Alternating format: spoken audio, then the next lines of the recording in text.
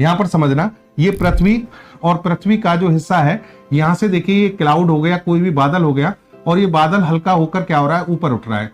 ऊपर उठ रहा है तो यहाँ पर ठंडी हवा और बर्फ है, इससे जाकर टकरा रहा है। जब टकरा रहा है तो उनके बीच में घर्षण हुआ, घर्षण के कारण क्या हुआ, चार्ज उत्पन्न हुआ। चार्ज कैसे उत्पन्न होता है?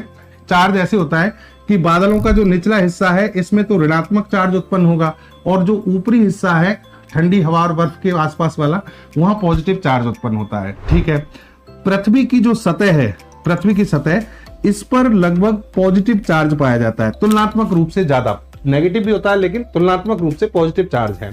तो जब ये इंसिडेंट होता है तो इसके निचले हिस्से में क्या है, नेगेटिव चार्ज, और पृथ्वी की सतह पर क्या है, पॉजिटिव चार्ज। तो इन दोनों के बीच में क्या होगा, अट्रैक्शन फोर्स होगा।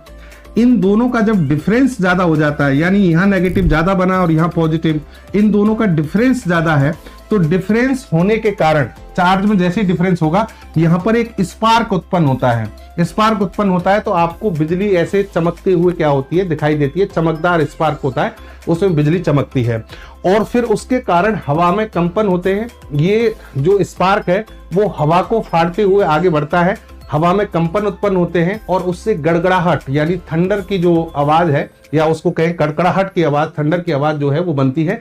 इसी को कहते हैं हम बिजली का गिरना।